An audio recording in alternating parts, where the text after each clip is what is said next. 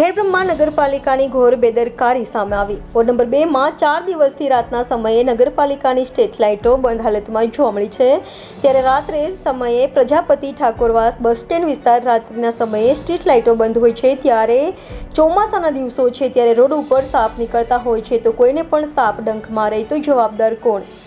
નગરપાલિકાના કર્મચારીઓને ડંખ મારે તો જવાબદાર કોણ? નગરપાલિકાના કર્મચારીઓને ટેલિફોનિક વાતચીત કરતા તેઓએ જણાવ્યું કે ફોલ્ટ મળતો જ નથી તો શું દિવસ દરમિયાન કર્મચારીઓ આટાફેરા જ મારે છે કે પછી હોતી હૈ ચલતી હૈ?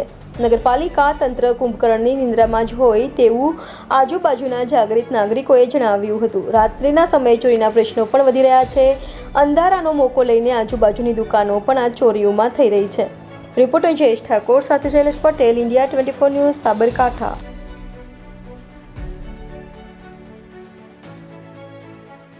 રાતે 4 દિવસથી લાઇટો રાતે બંધ રહે છે તો નગરપાલિકાની જવાબદારી તો હોય ને। રાતે જીવજંતુ નીકળે છે, સાપ કરડશે તો જવાબદાર કોણ?